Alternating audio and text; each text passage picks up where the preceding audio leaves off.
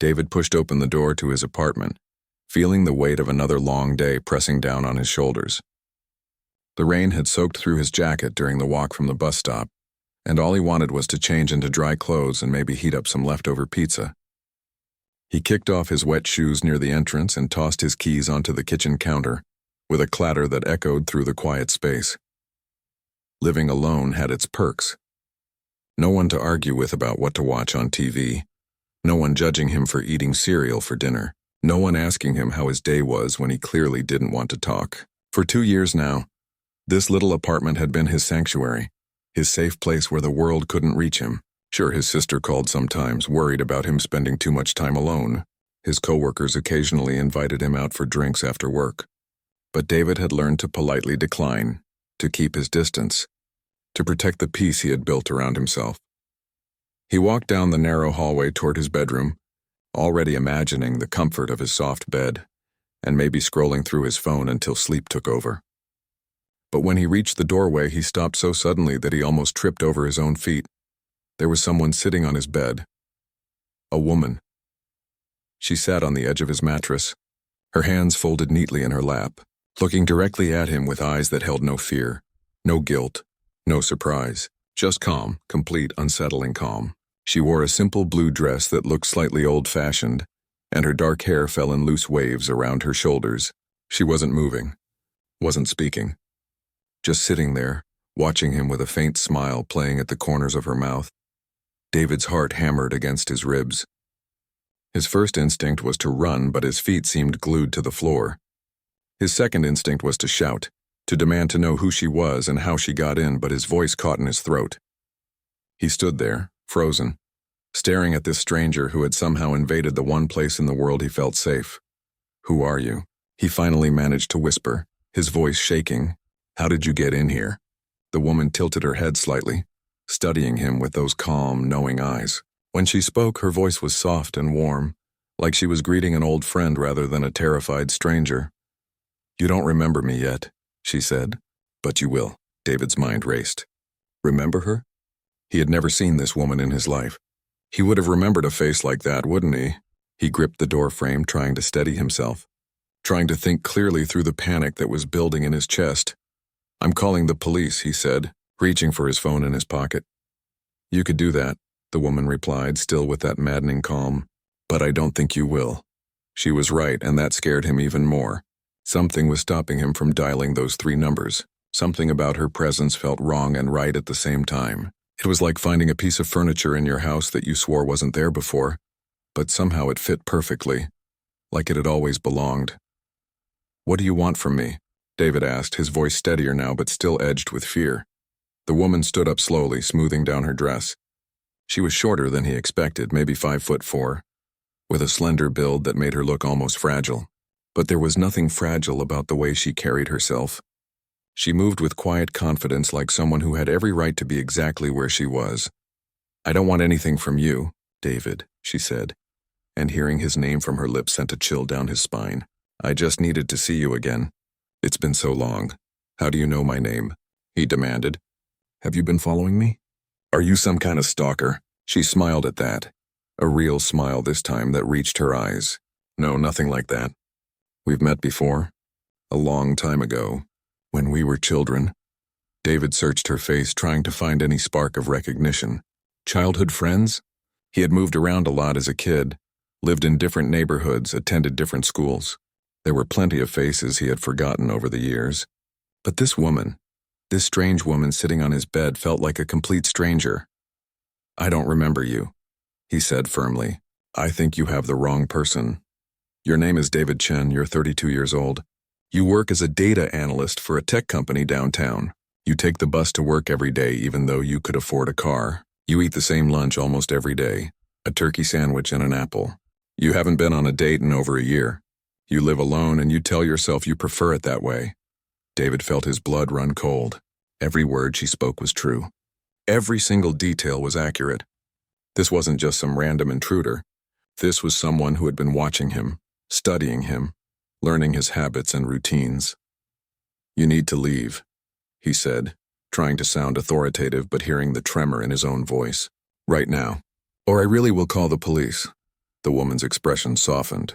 She looked almost sad now, like she was disappointed but not surprised by his reaction. "I understand you're scared," she said quietly. "I would be too if I were you. But I promise I'm not here to hurt you. I'm not dangerous. I just needed to see you again to know that you were okay.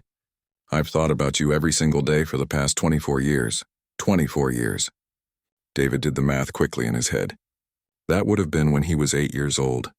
He had lived in a different city back then, in a small house with a backyard and neighbors on both sides. His parents were still together then, before the divorce, before everything fell apart.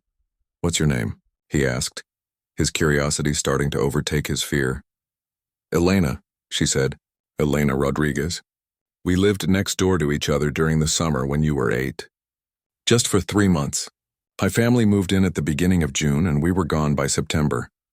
David closed his eyes, trying to pull up memories from that distant summer. He remembered the house. Remembered his room with the posters of baseball players on the walls.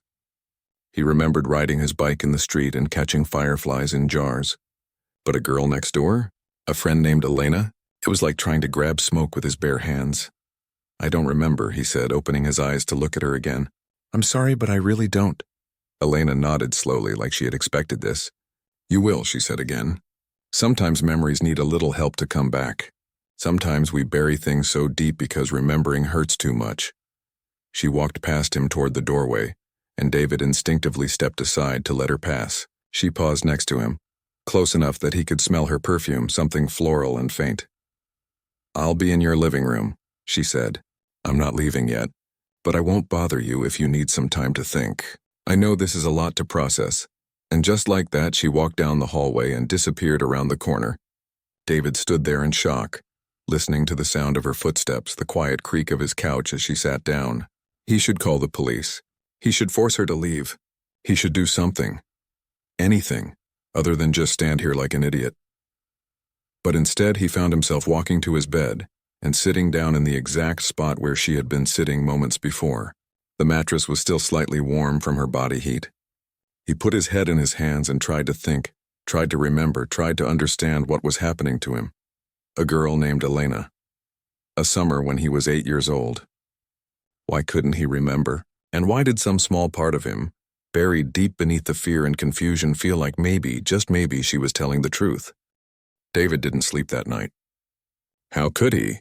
There was a stranger in his living room, a woman who claimed to know him from a childhood he could barely remember. Every time he started to drift off, his eyes would snap open and he would lie there in the darkness, listening for any sound from the other room. Around 3 in the morning, he finally gave up on sleep and walked quietly down the hallway. The living room was dark except for the glow of the streetlight filtering through the window. Elena was curled up on his couch, covered with the throw blanket he usually kept draped over the armchair. She looked peaceful, her breathing slow and steady. She had actually fallen asleep in a stranger's apartment. What kind of person does that? David stood there watching her for a moment, then turned and went to the kitchen. If he couldn't sleep, he might as well make coffee.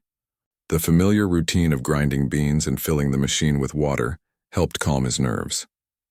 As the coffee brewed, he leaned against the counter and tried once again to pull up memories of that summer when he was 8. He remembered his parents fighting a lot that year. Remembered his mom crying in the bathroom when she thought he couldn't hear. Remembered feeling scared and confused, not understanding why the two people he loved most suddenly couldn't stand to be in the same room together. School had just ended for the summer, and he had been excited about 3 months of freedom. But the details beyond that were fuzzy, like looking through a fogged-up window. "You make it just the way I like it." David jumped, nearly dropping his mug. Elena stood in the kitchen doorway, the blanket wrapped around her shoulders. Her hair was messy from sleep and there were pillow lines on her cheek. She looked younger in the dim kitchen light, more vulnerable. "I didn't make it for you," David said, harsher than he intended. "How do you even know how I make coffee?"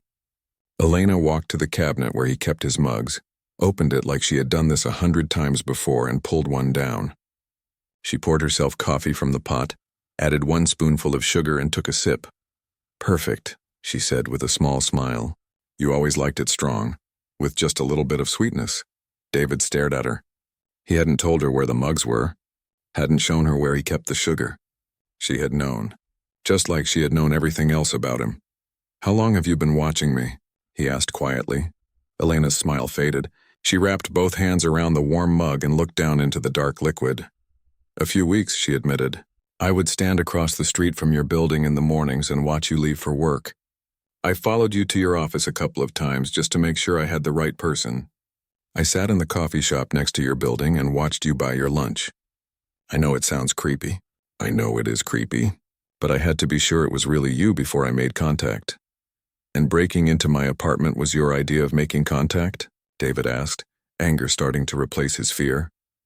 Your door was unlocked, Elena said defensively. I knocked first, but you didn't answer.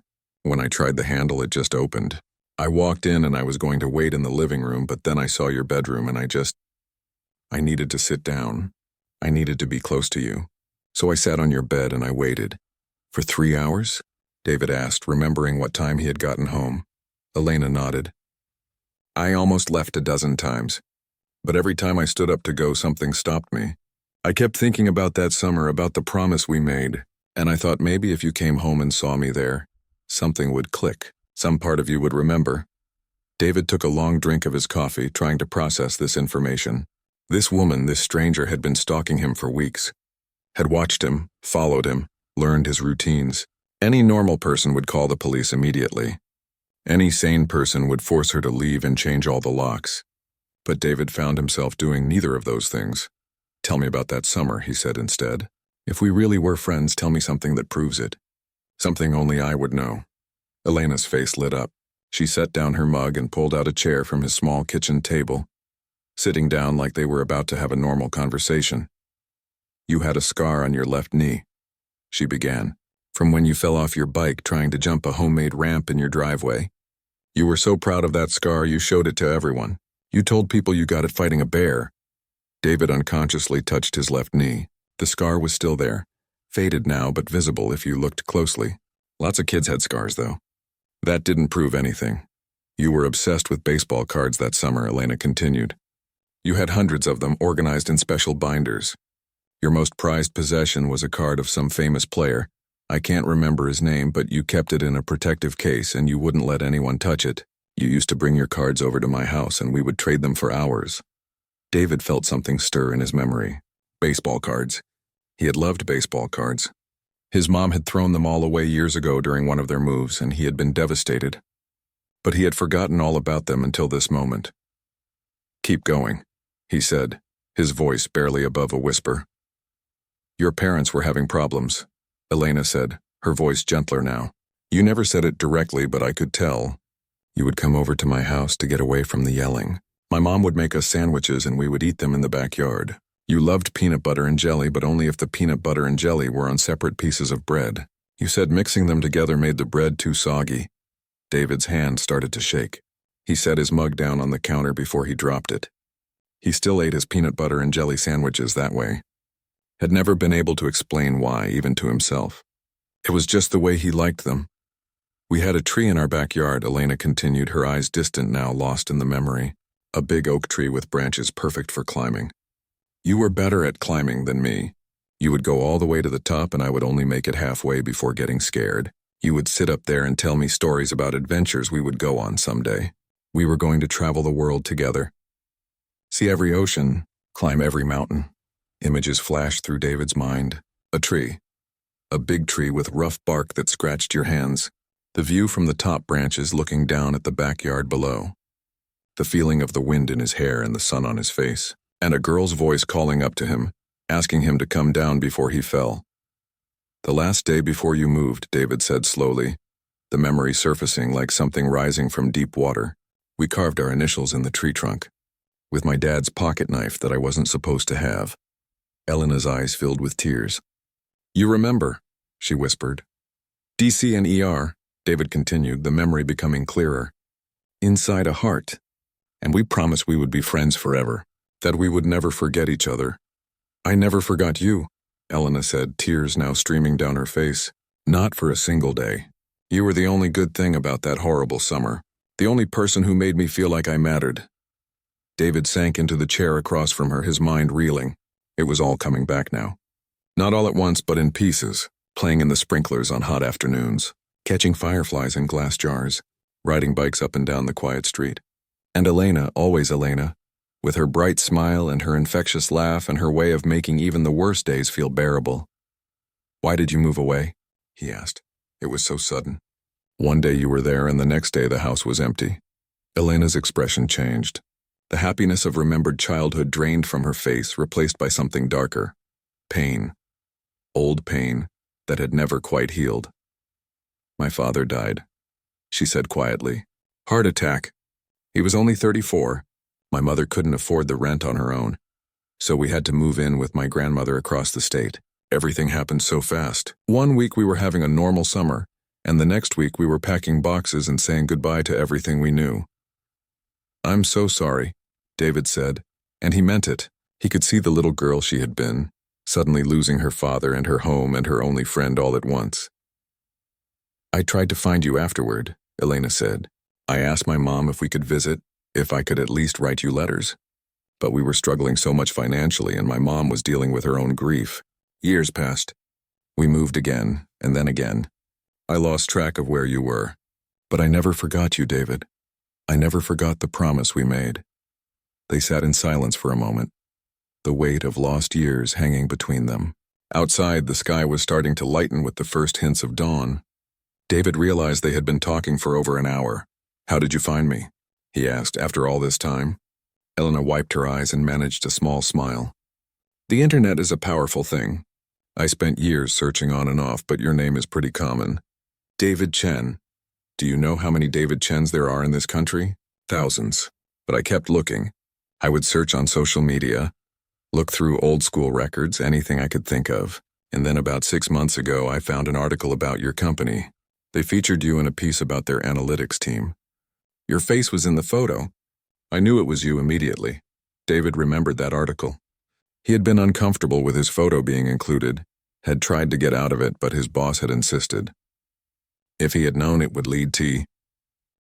Elena wrapped her hands around her fresh cup of coffee and stared into it like she was reading tea leaves, searching for the right place to begin. David waited patiently, recognizing that whatever she was about to tell him wasn't easy. "After we moved in with my grandmother," Elena finally began, "things were okay for a little while. She lived in a small town about 4 hours away. Different school, different everything. I missed you. I missed my old house. I missed my dad. But kids are resilient, you know? I made new friends eventually. Life went on." She paused, took a sip of coffee, and continued. "My mom remarried when I was 11. A guy named Robert. He seemed nice at first. Took us out to dinner, bought me presents, made my mom smile again. We moved into his house that same year." David noticed the change in her voice when she mentioned Robert. The warmth drained out of her tone, replaced by something flat and distant. "Robert was fine when other people were around," Elena said. "But when it was just me and him, he was different. He would criticize everything I did. My grades weren't good enough. I was too loud, too quiet, too messy, too uptight. Nothing I did was right. My mom worked long hours at a hospital, night shifts mostly, so it was often just the two of us at home." David felt his chest tighten. He knew where this story was going, and he wished he didn't. "He never hit me," Elena said quickly, as if reading his mind. "But there are other ways to hurt someone. He would tell me I was worthless, that I was the reason my real dad died, that the stress of having a daughter like me had given him a heart attack. He said my mom only pretended to love me because she felt obligated to." "That's terrible," David said quietly. Elena nodded. "I believed him for a long time. I was just a kid and he was an adult. Adults tell the truth, right? That's what we're taught. So I thought it must be true. I must be worthless. I must be unlovable. I stopped trying at school, stopped making friends. I would come home and go straight to my room and just disappear into books and imagination. I would think about that summer with you, about climbing trees and trading baseball cards and feeling like I mattered. It was the only thing that kept me going." David felt a lump forming in his throat. While he had been moving on with his life, forgetting all about that summer, Elena had been clinging to those memories like a lifeline. "When I was 14, things got worse," Elena continued. "My mom got sick. Cancer. She fought it for 2 years, in and out of hospitals, and I watched her get thinner and weaker. Robert acted like the devoted husband in public, but at home he would complain about the medical bills, about how she was a burden. He started drinking more. The criticisms got meaner. Did you tell anyone? David asked. About how he treated you? Elena shook her head. Who would I tell? My mom was dying. She had enough to worry about. My grandmother had passed away by then. I didn't have any friends because Robert never let me go out. He said I needed to be home to take care of my mom, but really he just wanted control. So I stayed quiet and told myself I could survive it. She set down her coffee cup and wrapped her arms around herself, like she was cold despite the warm kitchen. My mom died a month after my 16th birthday, and that's when everything really fell apart. Without her there, Robert didn't even pretend to care about me. He would disappear for days at a time. There was never any food in the house. Bills didn't get paid. I was still in high school trying to keep my grades up, but it was impossible. I was basically homeless while still having a roof over my head. What about other family? David asked. Extended family, anyone who could help? My mom was an only child and her parents were both gone. My dad's family had cut us off after he died. Some disagreement about inheritance or something. I was completely alone, Elena said. Her voice cracked slightly on the last word. When I was 17, child services finally got involved. A teacher at school noticed I was wearing the same clothes every day, that I looked malnourished. They investigated and found out how Robert had been neglecting me. They removed me from the home and placed me in foster care. That must have been a relief, David said, to get away from him. Elena laughed, but there was no humor in it. You would think so, but foster care isn't always the rescue story people imagine. I bounced around between 3 different homes in 1 year. Some families were okay, just doing it for the money and not really interested in connecting. One family was actively cruel. They had rules for everything, punishments for the smallest mistakes. I ran away from that house after 2 months. Where did you go? David asked. I lived on the streets for a while, slept in shelters when I could, in parks when I couldn't. I was 18 by then, too old for the system to care much about finding me. I did whatever work I could find under the table. Cleaned houses, worked in restaurant kitchens, anything that paid cash and didn't ask too many questions. David tried to imagine the girl he had known, the one who laughed easily and climbed trees without fear, living that kind of life. It broke his heart. I struggled for years, Elena continued, moved from city to city, trying to find somewhere that felt like home. I made mistakes, got mixed up with the wrong people, ended up with some minor legal trouble. Nothing serious, but enough to make finding legitimate work even harder. I was stuck in this cycle of poverty and hopelessness, and I couldn't see any way out. How did you survive? David asked. Elena smiled, and for the first time since she started talking, there was genuine warmth in it. I survived because I held on to one thing. The memory of that summer with you. I know it sounds silly. It was only 3 months, we were just kids, but it was the last time I remember feeling truly safe and happy.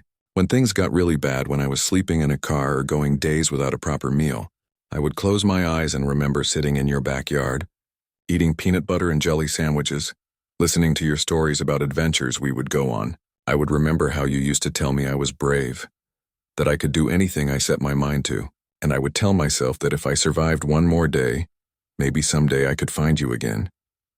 David didn't realize he was crying until he felt the tears on his cheeks. He wiped them away quickly, embarrassed. I'm sorry, he said. I'm so sorry you went through all of that. It's not your fault, Elena said. You were a kid too. You had your own life to live. I don't blame you for forgetting. Memory is strange. We remember what we need to remember and forget what hurts too much to hold on to. When did things start to get better? David asked. You're here now, you look healthy. Something must have changed. Elena nodded. About 3 years ago, I met a woman named Carol. She ran a community center in the city where I was living. She saw me hanging around, clearly homeless, and instead of chasing me away, she invited me in. She gave me a hot meal, no questions asked. She told me about programs they had for people like me. Job training, counseling, help with housing. I was suspicious at first. In my experience, people who offered help always wanted something in return. But Carol was different. She genuinely cared. She helped me get my GED, helped me apply for jobs, even let me stay in a spare room in her house for a few months while I got back on my feet. She saved my life, honestly. She's the reason I'm sitting here in your kitchen instead of sleeping under a bridge somewhere. She sounds like an amazing person, David said. She is. And one day when I was doing better, when I had a steady job and a small apartment of my own, She asked me what my dream was. What would I do if I could do anything? And I told her about you, about that summer, about how I had always wanted to find you again, to thank you for giving me hope when I needed it most, even if you didn't know you were doing it. Carol encouraged me to search for you. She helped me navigate the internet, showed me how to use search engines and social media, and eventually, after months of looking, I found that article with your photo. And you started watching me, David said, completing the story.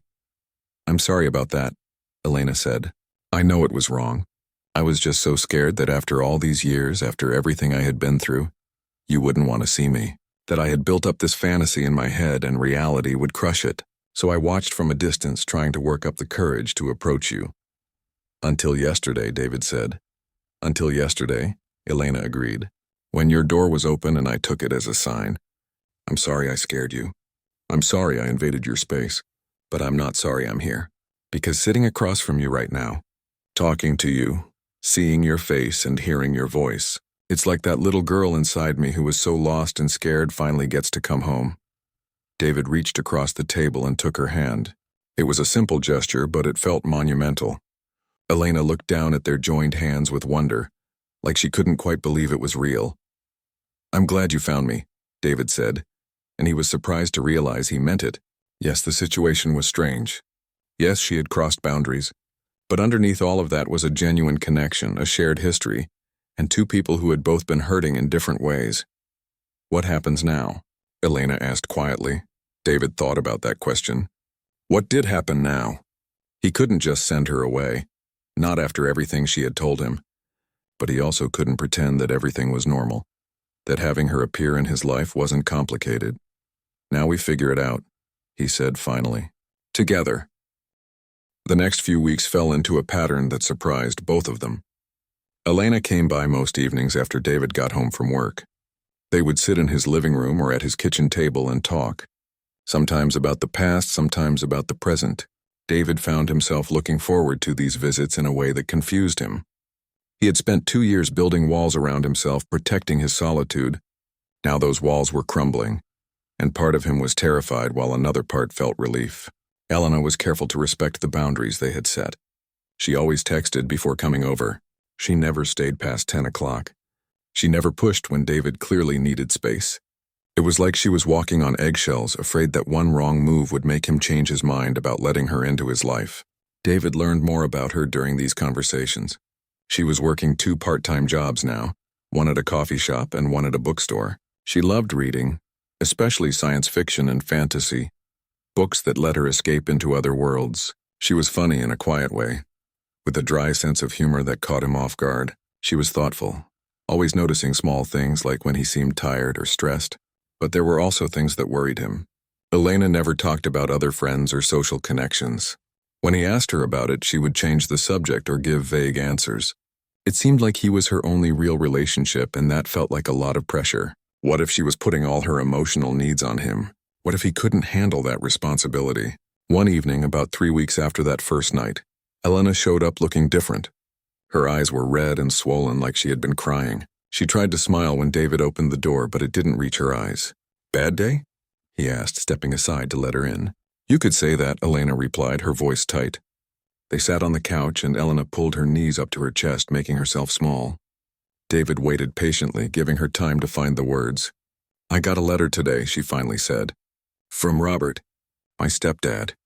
David felt anger flash through him. How did he find you? I don't know. Maybe he hired someone. Maybe he just got lucky. But he found me and he wants to meet. Says he wants to apologize for how he treated me. That he's been in therapy and working on himself. He says he wants to make amends. And what do you want? David asked carefully. Elena laughed bitterly. What I want is to never think about him again. But now I have this letter and I can't stop thinking about it. Part of me wants to meet him, to see if he really has changed. But another part of me is terrified that if I see him, I'll be that scared little girl again. You don't have to meet him, David said. You don't owe him anything.